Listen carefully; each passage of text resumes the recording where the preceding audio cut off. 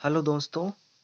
तो जैसा कि आप जानते हैं, विज्ञान विषय हम पढ़ रहे हैं और ये है कक्षा 10 के लिए RBSE का जो कोर्स है, जो 40% हटाया गया उसके बाद जो 60% हमारा कोर्स बचा हुआ है उसको हम कवर कर रहे हैं।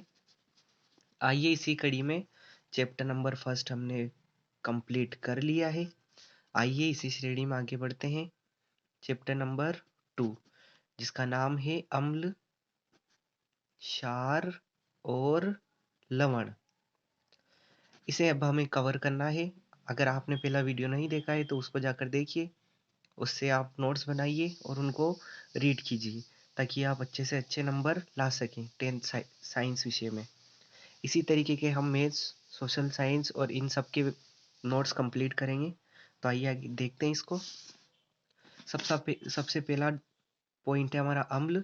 तो अम्ल के बारे में जानते हैं। अम्ल क्या होते हैं? तो अम्ल स्वाद में क्या होते हैं? खट्टे। अम्ल स्वाद में खट्टे होते हैं और नीले लिटमस पत्र को क्या कर देते हैं? लाल। इसको इस तरीके से ध्यान रखिए।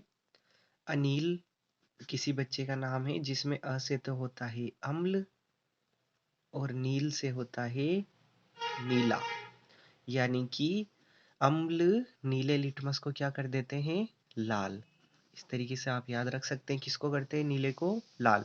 आगे बढ़ते हैं। अगला आता है क्षार। क्षार स्वाद में कड़वे होते हैं और क्षार लाल लिटमस पत्र को क्या कर देते हैं? नीला। इसका उल्टा याद रख लीजिए आप। अनिल का उल्टा, जैसे ये नीले को लाल करता है तो ये लाल को नीला कर देगा। आगे बढ़ते हैं। लिटमस पत्र क्या होता है? यह एक बैंगनी रंग का रंजक होता है जो थेलोफाइटा समूह के लीचेन पौधे से प्राप्त होता है। कौन से पौधे से प्राप्त होता है? लीचेन। और किस वर्ग का, किस समूह का होता है? थेलोफाइटा समूह का। अगला है गंधीय सूचक। कुछ पदार्थ ऐसे होते हैं जिनकी गंध अम्ल तथा क्षार दोनों में भिन्न भिन्न होती है, यानी कि अगर उनको गंध देखें तो दोनों में अलग अलग उनकी गंध आती है। किसमें देखें? अम्ल और क्षार में। तो ये कहलाते हैं गंधीय सूचक। अगला टॉपिक आता है हमारा अम्ल की धातुओं से अभिक्रिया। तो अम्ल धातुओं से अभिक्रिया करके क्या बनाते हैं? तो देखिए, अम्ल धातुओं से अभिक्रिया करके हाइड्रोजन गैस उत्पन्न करते हैं, जिसके फलस्वरूप किसका निर्माण होता है? लवण का। किसका निर्माण होता है दोस्तों? लवण का। तो आइए, इसमें जो वर्ड आया लवण, लवण को जानते हैं क्या होता है। अम्ल तथा क्षार दोनों आपस में संयोग करके लवण तथा जल बनाते हैं। जैसे इसको अगर हम देखें तो इसे इस रूप में देख सकते हैं। अम्ल प्लस क्षार गिव्स प्रोडक्ट ऑफ, एक तो बनता है लवण प्लस जल। तो क्रिया का जब कौन कौन करते हैं? अम्ल और क्षार, तो क्या बनता है? लवण और जल। आइए आगे बढ़ते हैं। अगला आता है अपना पीएच स्केल। देखिए, पीएच स्केल इंपॉर्टेंट है, ये इंपॉर्टेंट लगा भी रखा है। और देखिए, इसमें से क्वेश्चन बनने की पूरी संभावना होती है। तो आइए पी और एच को समझते हैं। पी का मतलब होता है पुषांश, जिसका हिंदी रूपांतरण होता है शक्ति, और एच का होता है हाइड्रोजन आयनों की संख्या। पी से आप ध्यान रख सकते हैं पुषांश, जिसको पावर बोला जाता है यानी कि शक्ति, और एच हाइड्रोजन आयनों की संख्या। आइए आगे बढ़ते हैं।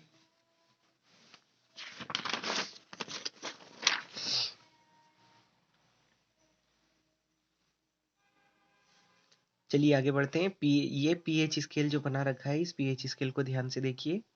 पीएच स्केल में 0 से लेके 14 तक की जो संख्याएं अंकित है, इसमें अगर ध्यान से देखें तो जिसकी पीएच 7, मतलब जो बिल्कुल बीच में सेंटर में होगा 7, जिसकी पीएच होगी 7, वो क्या होगा?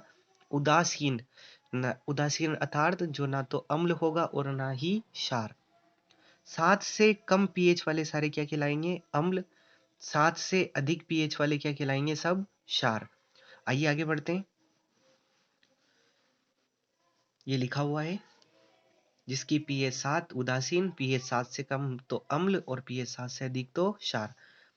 देखिए, पीएच स्केल का दैनिक जीवन में महत्व। सबसे पहला अम्लीय वर्षा। जब बारिश के जल की पीएच देखिए कितनी, ये ध्यान रखिए इंपॉर्टेंट है, 5.6 से कम हो जाती है तो यह वर्षा कौन सी वर्षा कहलाती है? अम्लीय वर्षा कहलाती है। इसका उदाहरण देखिए तो ताजमहल का पीलापन।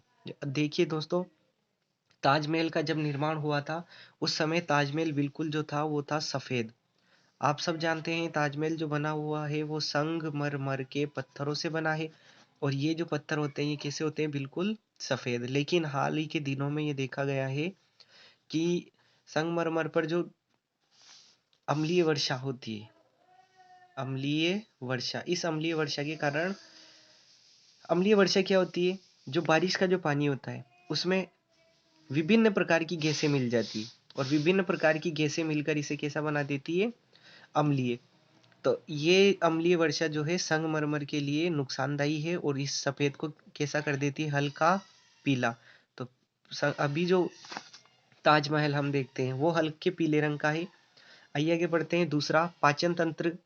पाचन तंत्र में पीएच का क्या महत्व है, तो देखिए जब उदर उदर यानी कि हमारा अमाशय में अम्ल की मात्रा में बढ़ोतरी होती है तो उदर में जलन व दर्द का एहसास होता है।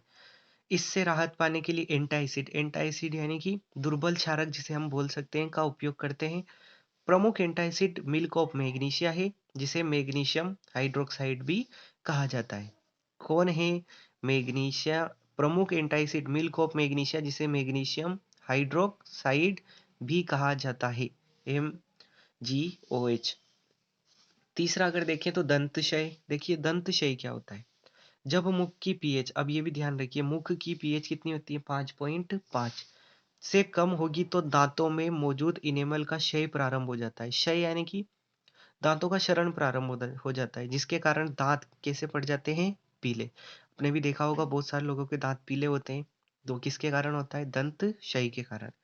अब इसमें एक वर्ड आया है इनेमल। इनेमल क्या होता है, मानव शरीर का सबसे कठोरतम पदार्थ। अगर परीक्षा में 1 नंबर के लिए इंपॉर्टेंट है ये, मानव शरीर का सबसे कठोरतम पदार्थ कौन सा है, तो वो क्या है, इनेमल।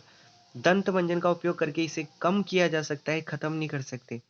कुछ प्राकृतिक पदार्थों में पाए जाने वाले अम्ल देख लेते हैं, जो परीक्षा के दृष्टि से मोस्ट इंपोर्टेंट है। सबसे पहले सिरका, सिरके में होता है एसिटिक अम्ल। संतरा, संतरा में होता है सिट्रिक अम्ल। इमली, इमली में होता है टार्ट्रिक अम्ल। टमाटर, टमाटर में ऑक्जेलिक अम्ल। दही में लैक्टिक अम्ल। अब इसको ऐसे याद रख सकते हैं आप, दही ला यानी कि दही में लैक्टिक अम्ल। नींबू में कौन सा होता है, सिट्रिक अम्ल। ऐसे याद रख सकते हैं, नींबू ने बजाई सीटी, यानी कि नींबू में कौन सा होता है, सिट्रिक अम्ल।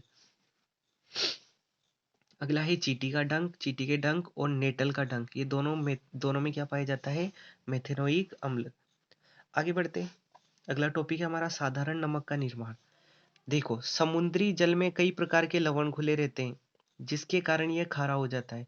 बहुत सारे लवण घुले हुए रहते हैं जिसके कारण ये कैसा हो जाता है, खारा। और नमक निर्माण के समय समुद्री जल को एक जगह इकट्ठा, देखिए समुद्री जल जो होता है उसे इस प्रकार की क्यारियां बनाकर उसमें एकत्रित कर लेते हैं, इकट्ठा करके नमक का निर्माण किया जाता है, जिसको क्या बोला जाता है, खनिज नमक। इस प्रकार से जो नमक निर्मित होता है उसे बोला जाता है खनिज नमक। ध्यान रखिए दोस्तों, इसका हम दैनिक जीवन में यूज नहीं करते हैं खनिज नमक का, इसको शुद्ध किया जाता है उसके बाद ही हम इसका उपयोग करते हैं। तो आइए देखते हैं। सोडियम, अगला है दूसरा सोडियम हाइड्रोक्साइड। सोडियम क्लोराइड के जलीय विलयन में विद्युत धारा प्रवाहित करने पर सोडियम हाइड्रोक्साइड प्राप्त होता है। सोडियम हाइड्रोक्साइड का सूत्र NaOH। तो देखिए ट्वाइस ऑफ NaCl, तो ये क्या है, सोडियम क्लोराइड। और ये जो जल है इसमें विद्युत धारा प्रवाहित करने पर एक तो sodium hydroxide plus Cl2 plus H2 मुक्त होती है। अगला है विरंजक चूर्ण। विरंजक चूर्ण का जो सूत्र होता है वो होता है CaOCl2। ये मोस्ट इंपोर्टेंट है दोस्तों, इसको याद कर लीजिए। कक्षा 10 के हिसाब से ये वाला जो है, ये पूरी संभावना इसको पूछने की इस वर्ष, विरंजक चूर्ण का रासायनिक सूत्र। चलिए इसके कुछ उपयोग भी देख लेते हैं, कहाँ होता है विरंजक चूर्ण का उपयोग, वस्त्र उद्योग में। कई रासायनिक उद्योगों में अपचायक के रूप में, पीने वाले जल को जीवाणु मुक्त करने के लिए, जो जल हम पीते हैं उसको जीवाणु मुक्त करने के लिए। बेकिंग सोडा अगला आता है हमारा, विरंजक चूर्ण के बाद चौथा नंबर आता है बेकिंग सोडा का। एक तो इनके नाम ध्यान रखिए, बेकिंग सोडा को बोला जाता है सोडियम बाई कार्बोनेट, जिसको हम ऐसे भी बोल सकते हैं NaH।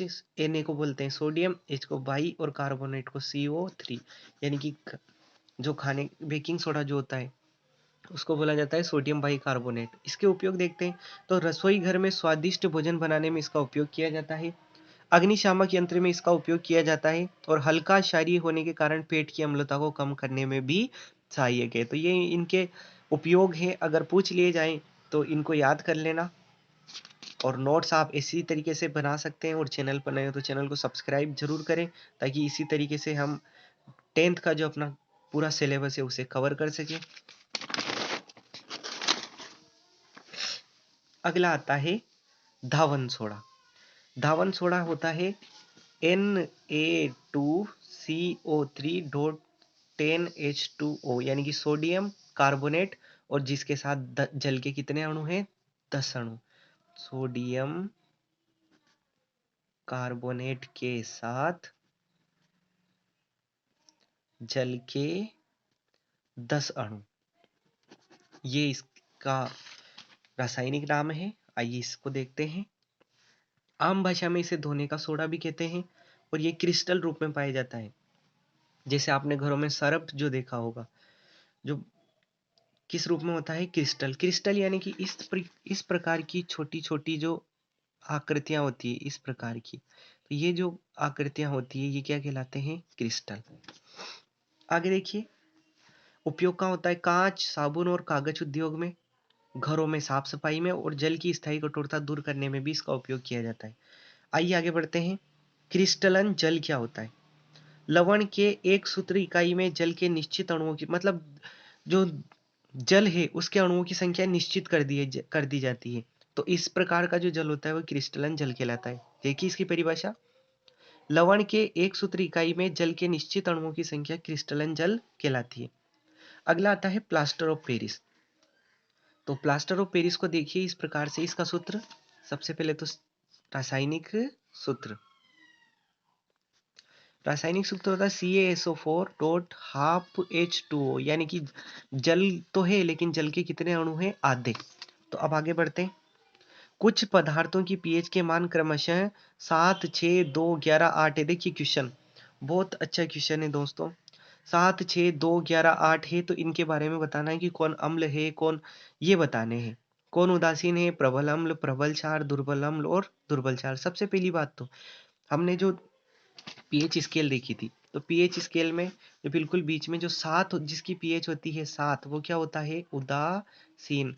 तो सबसे पहला वाला 7 वाले के लिए तो हमने कह दिया ये क्या होगा? उदासीन। अब एक चीज ध्यान रखिए, इस तरफ जो जितनी ज्यादा दूर होगा ना वही होगा क्या? प्रबल।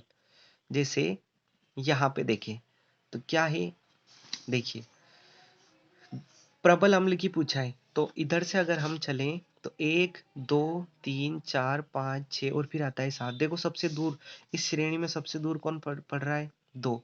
तो 2 क्या होगा? प्रबल अम्ल। जो जितना दूर होगा वो उतना ही क्या होगा? प्रबल।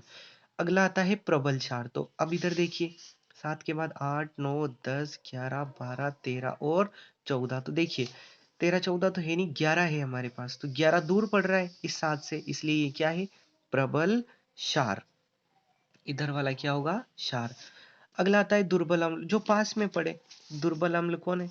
ये देखो 6 पड़ रहा है इसके पास में तो ये दुर्बल अम्ल, और एक और क्या पड़ रहा है? 8, तो ये क्या है? दुर्बल क्षार। पीएच स्केल में 7 से कम जो जितनी दूर होगा वह प्रबल होगा और जो जितनी पास होगा वो दुर्बल होगा। दूसरा क्वेश्चन है, कोई विलयन लाल लिटमस पत्र को नीला कर देता है तो इसकी पीएच क्या होगी? तो लाल लिटमस को नीला कर रहा है यानी कि ये क्षार है, और क्षार की पीएच कितनी होती है? तो देखिए 7 से ज्यादा यानी कितना? 10।